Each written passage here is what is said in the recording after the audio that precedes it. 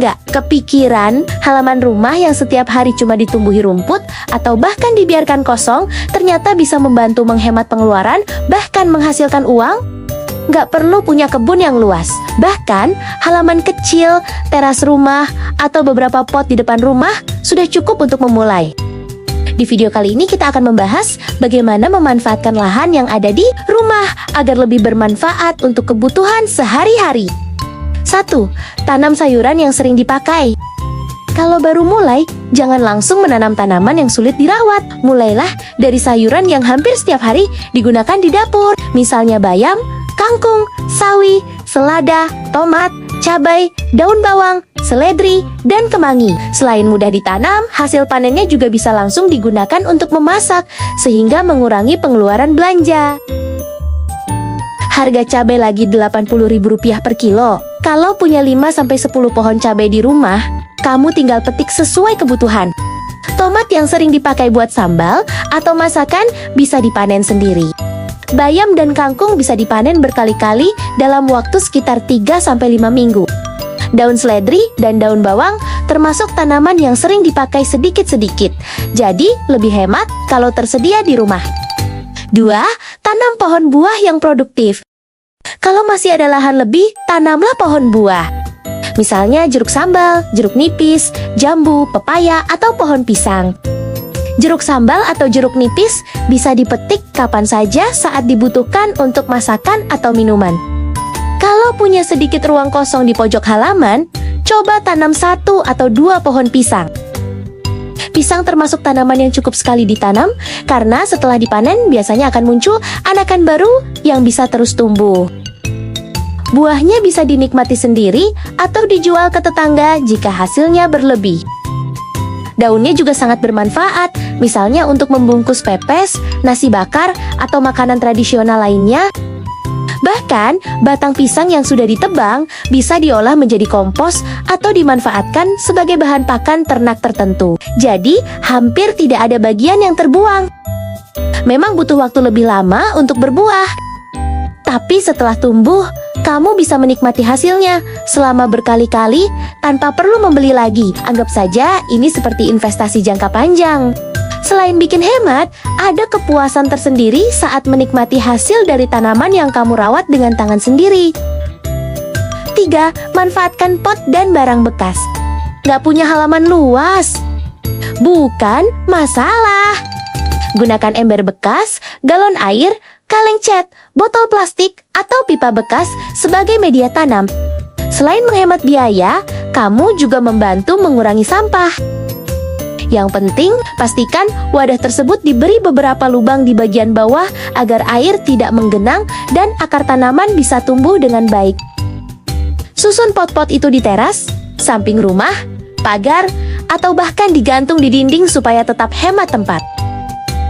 Kalau punya rak bekas atau palet kayu yang sudah tidak terpakai, manfaatkan juga untuk membuat kebun vertikal sederhana. Jadi, meskipun rumahmu tidak memiliki halaman yang luas, kamu tetap bisa menanam cabai, tomat, bayam, kangkung, atau seledri dengan biaya yang sangat minim. Ingat, berkebun bukan soal seberapa luas lahannya, tapi seberapa kreatif kita memanfaatkan ruang yang ada. Bahkan, dari barang bekas yang tadinya mau dibuang, kamu bisa menghasilkan sayuran segar untuk kebutuhan sehari-hari. 4. Kurangi pengeluaran harian. Mungkin hasil panennya tidak langsung membuatmu kaya. Tapi bayangkan jika setiap minggu kamu tidak perlu membeli cabai, kangkung, bayam, tomat, daun bawang, atau seledri karena semuanya sudah tersedia di halaman rumah. Sedikit demi sedikit pengeluaran rumah tangga akan berkurang. Dan uang yang biasanya dipakai membeli sayuran bisa dialihkan untuk kebutuhan lain yang lebih penting. Memang, kalau dihitung per hari, mungkin penghematannya terasa kecil. Tapi, kalau dikumpulkan selama berbulan-bulan bahkan bertahun-tahun, jumlahnya bisa cukup besar. Apalagi harga sayuran dan cabai sering naik turun. Saat harga di pasar melonjak, kamu nggak perlu panik karena masih punya persediaan yang bisa dipetik sendiri. Selain lebih hemat, kamu juga mendapatkan sayuran yang lebih segar karena langsung dipanen saat akan dimasak.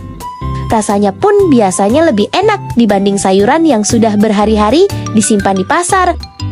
Jadi, manfaatnya bukan cuma menghemat uang, tapi juga membuat keluarga bisa menikmati makanan yang lebih segar dan sehat setiap hari. Intinya, tujuan berkebun di rumah bukan untuk langsung menjadi kaya, tapi untuk mengurangi pengeluaran, meningkatkan kemandirian, dan memanfaatkan setiap jengkal lahan agar memberikan manfaat yang nyata. 5. Kalau panen berlebih, jual. Kalau tanamanmu tumbuh subur dan hasil panennya banyak, jangan biarkan terbuang. Jual ke tetangga, teman, warung makan, atau pasar terdekat. Bahkan, sekarang banyak orang menjual hasil kebunnya lewat media sosial atau grup WhatsApp. Mungkin awalnya hanya beberapa puluh ribu rupiah, tapi kalau dilakukan secara konsisten, itu bisa menjadi tambahan penghasilan. Nggak perlu langsung berpikir untuk punya kebun besar atau menjadi petani sukses. Mulailah dari hasil panen yang memang berlebih setelah kebutuhan keluarga terpenuhi. Misalnya cabai, kangkung, bayam, atau tomat yang kebetulan sedang panen banyak. Daripada busuk karena tidak sempat dimakan, lebih baik dijual atau ditawarkan ke tetangga. Kalau pembelinya puas, biasanya mereka akan datang lagi saat membutuhkan. Dari situlah pelanggan mulai terbentuk sedikit demi sedikit. Siapa tahu, yang awalnya hanya menjual hasil panen ke tetangga, suatu hari bisa berkembang menjadi usaha kecil yang menghasilkan pemasukan rutin. Ingat, banyak usaha besar berawal dari langkah yang sederhana. Jadi jangan pernah meremehkan hasil panen dari halaman rumah. Selain membantu menghemat pengeluaran, halaman yang tadinya kosong juga bisa berubah menjadi sumber rezeki bagi keluarga. 6. Ajak seluruh keluarga. Berkebun bukan hanya soal menanam. Ini juga bisa menjadi aktivitas yang menyenangkan untuk dilakukan bersama keluarga. Anak-anak bisa belajar menyiram tanaman, mengenal berbagai jenis sayuran, dan memahami bahwa makanan yang mereka makan tidak muncul begitu saja dari pasar atau supermarket. Orang tua bisa berbagi pengalaman, sementara anggota keluarga lainnya ikut membantu merawat kebun sesuai kemampuan masing-masing.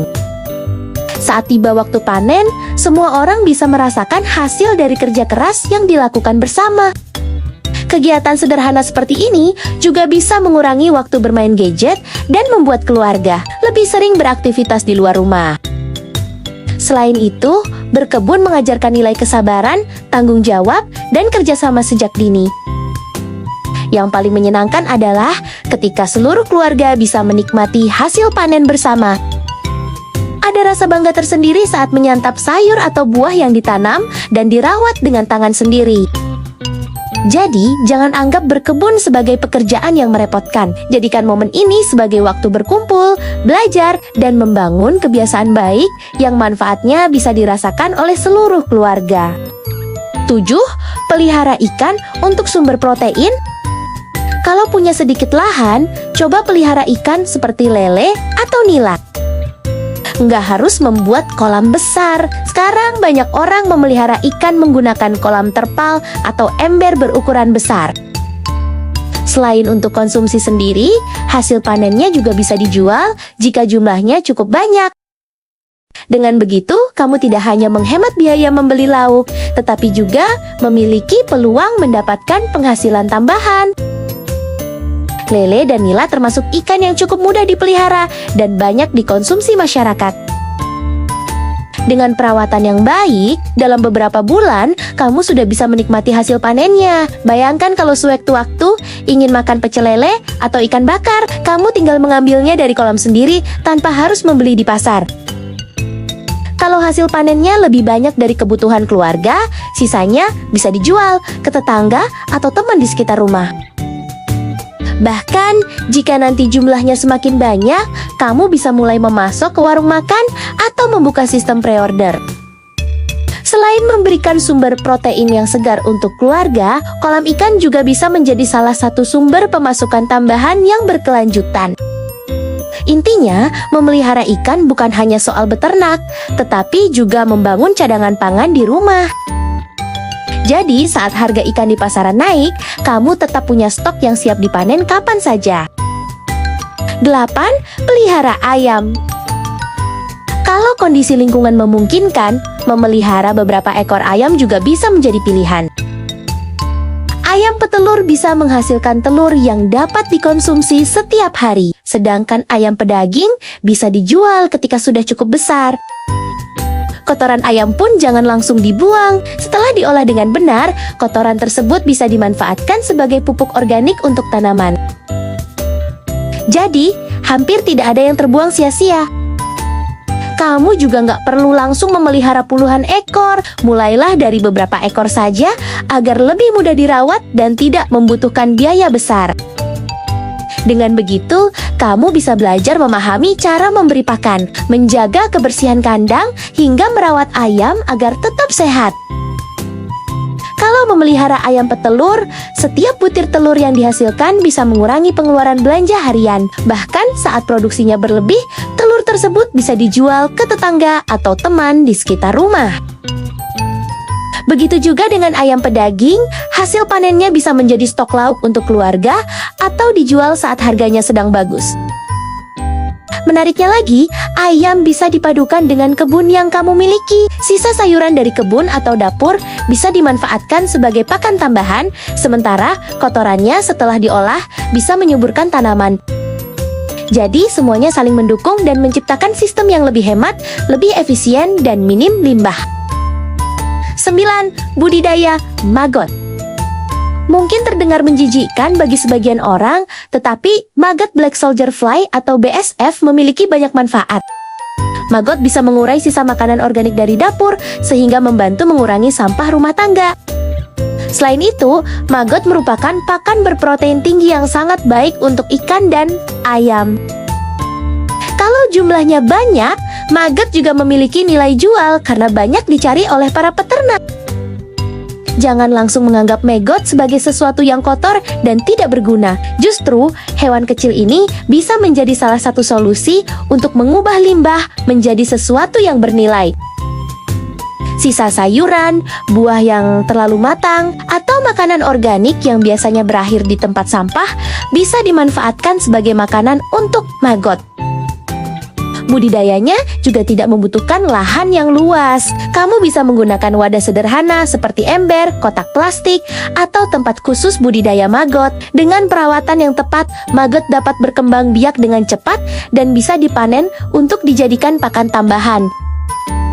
Kalau kamu memelihara ikan atau ayam, maggot bisa membantu mengurangi biaya pakan karena kandungan proteinnya cukup tinggi. Jadi, daripada terus membeli pakan mahal, sebagian kebutuhan bisa dipenuhi dari hasil budidaya sendiri.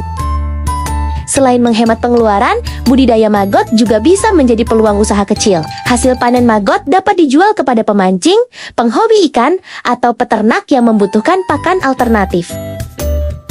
Intinya, sesuatu yang dianggap sampah belum tentu tidak berguna. Dengan sedikit kreativitas, kita bisa mengubah sisa makanan menjadi sumber manfaat, bahkan menjadi tambahan penghasilan. 10. Tanam azolla. Kalau kamu memelihara ikan atau ayam, coba kenalan dengan tanaman azolla. Azolla adalah tanaman air yang tumbuh sangat cepat dan sering dimanfaatkan sebagai pakan tambahan untuk ikan, bebek, ayam, bahkan kambing. Selain membantu menghemat biaya pakan, azolla juga bisa dimanfaatkan sebagai pupuk hijau untuk tanaman karena kaya akan unsur hara. Dengan perawatan yang sederhana, tanaman ini bisa berkembang biak dengan cepat. Banyak orang belum tahu kalau tanaman kecil yang mengapung di air ini sebenarnya memiliki banyak manfaat. Azolla bisa menjadi salah satu cara untuk membuat sistem bertahan hidup di rumah menjadi lebih hemat dan mandiri. Kalau kamu punya kolam ikan, azolla bisa ditanam di sebagian permukaan kolam sebagai sumber pakan tambahan. Ikan seperti nila atau lele bisa memanfaatkan azolla sebagai makanan tambahan, sehingga kebutuhan pakan dari luar bisa sedikit berkurang. Selain untuk ikan, azolla juga bisa diberikan sebagai campuran pakan untuk ayam atau hewan ternak lainnya. Jadi, satu tanaman bisa membantu berbagai kebutuhan di halaman rumah. Azolla juga dapat dijadikan pupuk organik setelah dikomposkan. Tanaman ini bisa membantu menyuburkan tanah dan mendukung pertumbuhan sayuran yang kamu tanam. Jadi, kebun, kolam ikan, dan ternak bisa saling terhubung satu sama lain. Menariknya lagi, Azolla tidak membutuhkan lahan besar. Kamu bisa menanamnya di kolam kecil, ember, atau wadah bekas yang tidak terpakai, asalkan mendapatkan cukup air dan cahaya matahari. Memang terlihat sederhana, tapi dari tanaman kecil ini kita bisa belajar satu hal. Jangan meremehkan sesuatu yang terlihat biasa. Dengan kreativitas, hal kecil di sekitar kita bisa berubah menjadi sesuatu yang menghemat pengeluaran, bahkan memberikan manfaat tambahan. Sebagai penutup dari video kali ini, bisa disimpulkan bahwa halaman rumah yang kosong sebenarnya adalah aset. Nilainya memang tidak langsung terlihat, tapi jika dimanfaatkan dengan baik, halaman kecil bisa menjadi sumber makanan, menghemat pengeluaran, sekaligus menambah penghasilan. Ingat, bertahan hidup bukan berarti menunggu keadaan membaik, tapi memulai dari apa yang sudah kita miliki. Oke deh lur, sekian dulu dari aku. Kalau kamu anggap video ini bermanfaat, boleh klik like and subscribe channel ini, biar nggak ketinggalan video-video selanjutnya. Matur nuwun dan sampai jumpa lagi di video berikutnya.